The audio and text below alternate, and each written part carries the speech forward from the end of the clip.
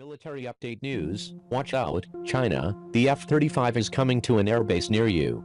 Two Air Force squadrons are about to get the Armed Forces' first fully combat operational F-35A multi-role fighter outfitted with the latest iteration of a long-awaited software suite after a year of testing and training missions, Aviation Week reports, finally allowing pilots to utilize the Joint Strike Fighter's complete arsenal of capabilities and weaponry.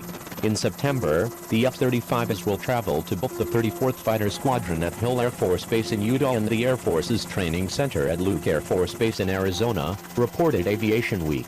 The Block F-3 software, on the verge of completion after several turbulent months in development, will finally give pilots access to the F-35's full suite of air-to-air and air-to-ground weapons systems, including the AIM-9X Sidewinder missile and the Joint Direct Attack Munition and GBU-39 small-diameter bombs favored by the Department of Defense in its escalating air campaign against ISIS in Iraq and Syria.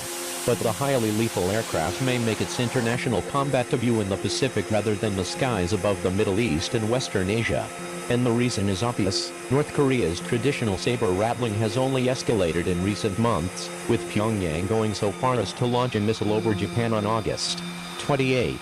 The Air Force is preparing to station the F-35 as of the 34th Fighter Squadron out of Hill AFB, Utah, in the Pacific region in the coming months, Kyle Mizukami at Popular Mechanics smartly observes.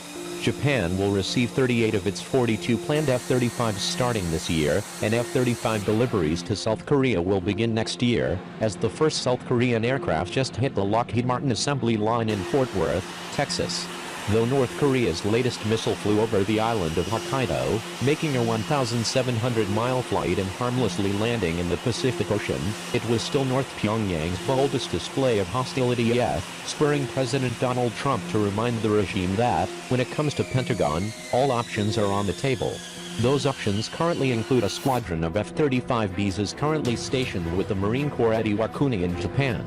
And though not at full capacity, they pose a potent deterrent to the belligerent North Korea, a deterrent that may only strengthen with the potential arrival of the combat-ready F-35s.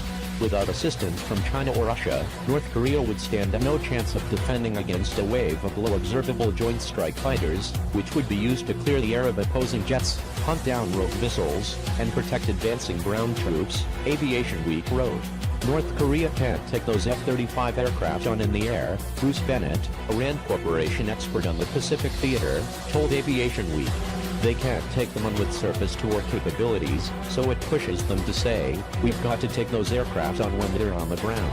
That drives them to think about the use of missiles and potentially nuclear weapons or other payloads against key airfields to try to neutralize that threat. Both sides have an incentive to go first. Over the next 4 years, the U.S. military intends to station at least 100 F-35s in the region, according to Popular Mechanics. Maybe the fear of the F-35's Mach 1.6 power is just enough to make North Korean leader Kim Jong-un shake in his boots. Sarah Sicard is a staff writer with Task and Purpose.